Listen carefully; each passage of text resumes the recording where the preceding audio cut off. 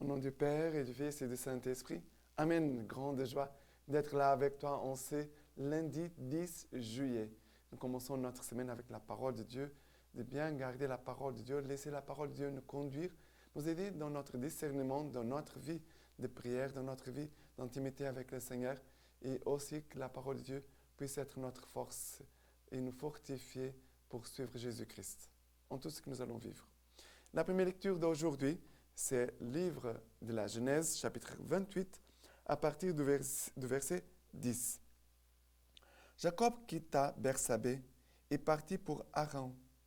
Il arriva d'aventure en un certain lieu et il y passait la nuit, car le soleil s'était couché. Il prit une des pierres du lieu, la mit sous sa tête et dormit en ce lieu. Il eut un songe. Voilà qu'une échelle était dressée sur la terre et que son sommet atteignait le ciel. Et des anges de Dieu y montaient et descendaient. Voilà que le Seigneur se tenait devant lui et dit, « Je suis le Seigneur, le Dieu d'Abraham, ton ancêtre, et le Dieu d'Isaac. La terre sur laquelle tu es couché, je la donne à toi et à ta descendance. Ta descendance deviendra nombreuse comme la poussière du sol. Tu déborderas à l'Occident et à l'Orient, au septentrion et au Midi. Et tous les clans de la terre se béniront par toi et par ta descendance. Je suis avec toi, je te garderai partout où tu iras, et te ramènerai en ce pays, car je ne t'abandonnerai pas, que je n'ai accompli ce que je t'ai promis. » Jacob s'éveilla de son sommeil et dit, « En vérité, le Seigneur est en ce lieu, et je ne le savais pas. » Il eut peur et dit, « Que ce lieu est redoutable. Ce n'est rien de moins qu'une maison de Dieu et la porte du ciel. » Levé de bon matin, il prit la pierre qui lui avait servi de chevet, il la dressa comme une stèle et répandit de l'huile sur son sommet. À ce lieu, il donna le nom de Bethel, mais auparavant, la ville s'appelait Luz. Jacob fit ce vœu. Si Dieu est avec moi et me garde en la route où je vais, s'il me donne du pain à manger et des habits pour me vêtir, si je reviens sain et sauf chez mon Père, alors le Seigneur sera mon Dieu, et cette pierre que j'ai dressée comme une stèle sera une maison de Dieu. Voilà ce que le Seigneur nous parle aujourd'hui à travers ce songe, le songe de Jacob. Jacob qui voit cette échelle qui se dresse entre terre et ciel. Il dit, voilà que le Seigneur s'est tenu devant lui. Après, il a cette image, les anges de Dieu qui montaient et descendaient sur cette échelle. Et après, Dieu va parler à Jacob. Mais d'abord, l'image de l'échelle, c'est déjà une préfiguration de la croix. Jésus va monter sur la croix et va unir ciel et terre par sa croix. Ce que les péchés avaient séparé, avaient détruit, nous avait éloignés du Seigneur, nous a coupé notre communion avec Dieu.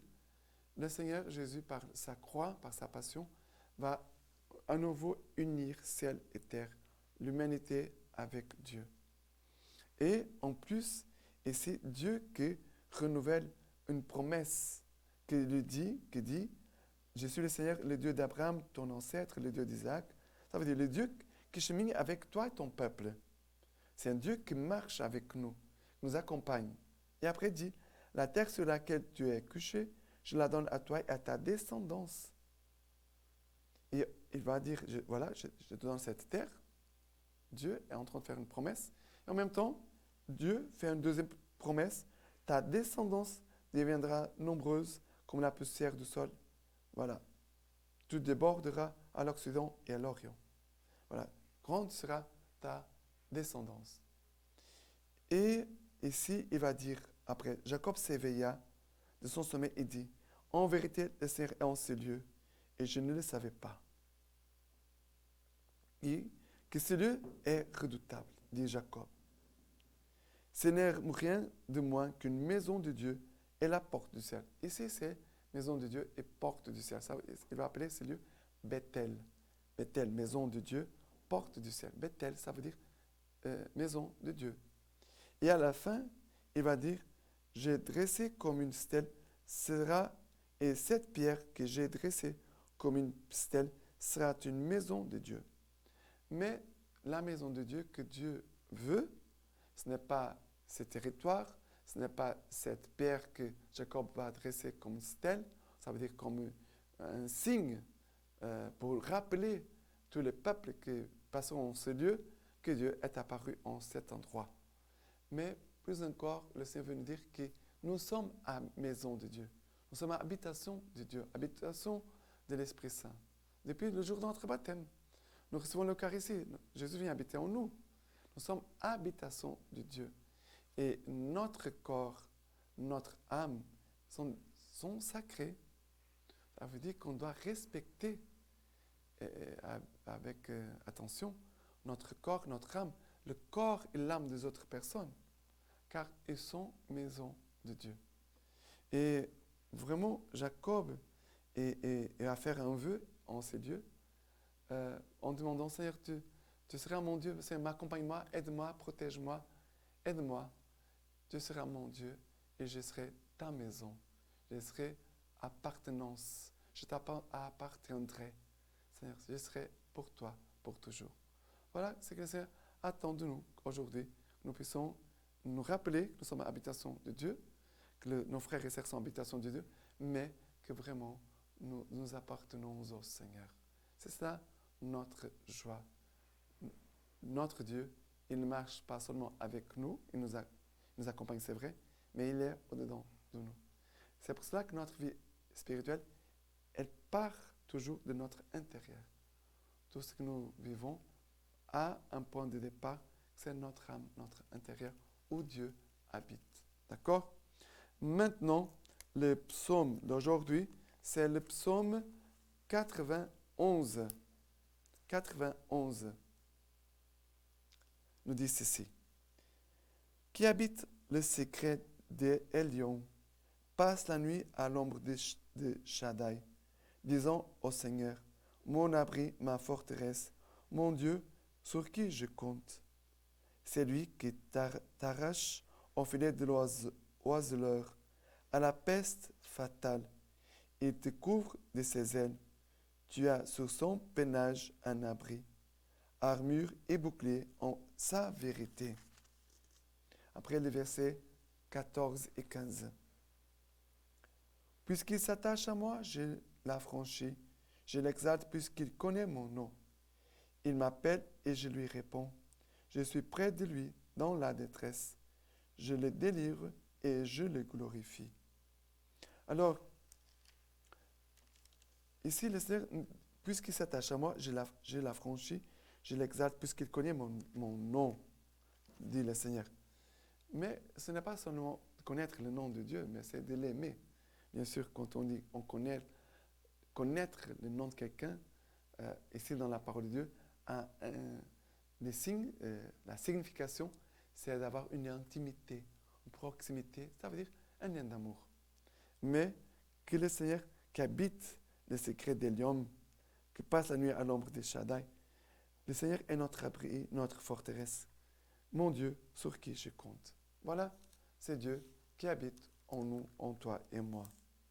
Et maintenant, l'évangile d'aujourd'hui, c'est Matthieu chapitre 9, à partir du verset 18.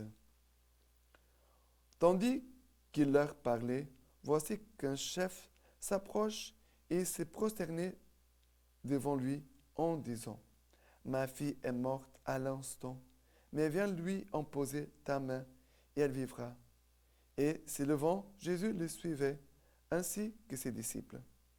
Or voici qu'une femme hémorroïde depuis 12 années, s'approcha par derrière et toucha la frange de son manteau, car elle se disait en elle-même, Si seulement je touche son manteau, je serai sauvé.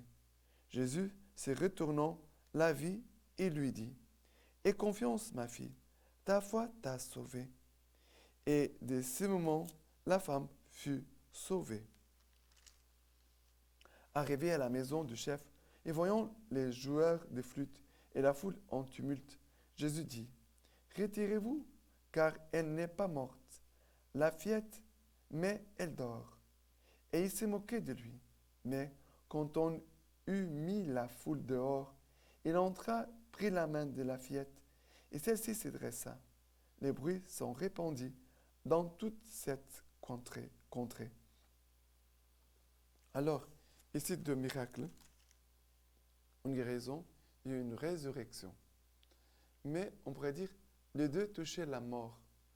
La femme qui était hémorroïde, elle était en train de mourir doucement. Et la fillette était vraiment morte. Ça veut dire que les deux personnes ont touché la mort de différentes façons.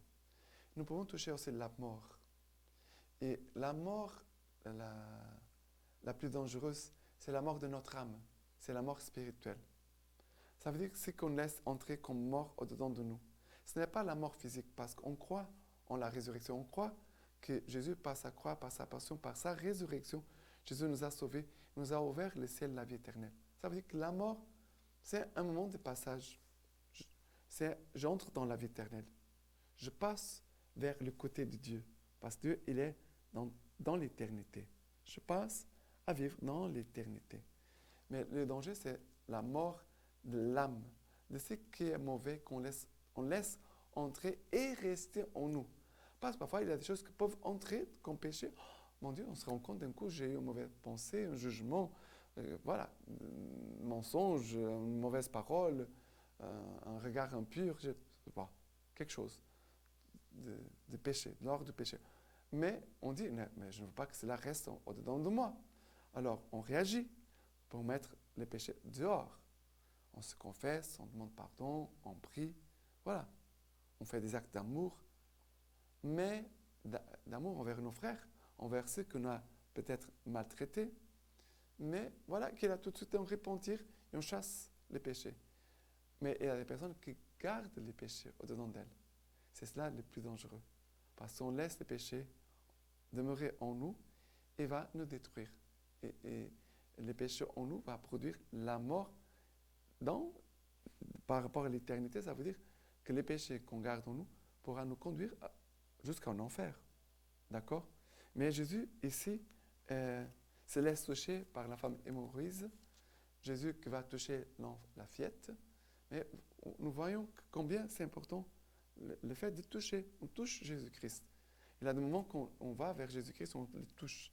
Mais il y a des moments que c'est Jésus-Christ qui s'approche de nous et qui va nous toucher. Et qui nous touche par sa grâce, par sa parole, par les sacrements. Voilà, même par nos frères et sœurs qui nous soutiennent dans notre foi. Quand on est découragé, quand on est faible, il y a des frères et sœurs qui nous soutiennent en disant, courage, mon frère, voilà, lèvons-nous. Le Seigneur est avec nous. Le Seigneur nous accompagne. Ce n'est pas fini, les choses. Le Seigneur a le dernier mot. D'accord? La dernière parole appartient toujours à Dieu. D'accord? Voilà. Et maintenant, la lecture patristique d'aujourd'hui de Saint Clément de Rome, qui nous dit ceci. Faisons donc disparaître cela au plus vite.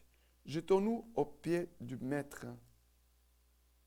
Supplions-le avec larmes pour qu'il nous prenne en pitié, nous réconcilie et nous rétablisse dans la noble et sainte pratique de l'amour fraternel. La porte de la justice ouverte sur la vie, c'est celle-là, ainsi qu'il est écrit. Ouvrez-moi les portes de la justice. J'y entrerai pour louer le Seigneur.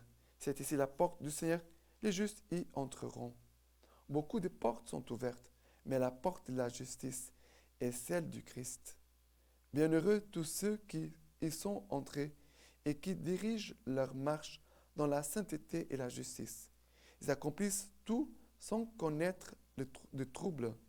Quelqu'un est-il fidèle, capable d'exposer la connaissance assez sage pour discerner les discours, pur pur dans ses actions, il doit être d'autant plus humble qu'il est jugé plus grand et il doit chercher l'utilité commune de tous et non son propre intérêt.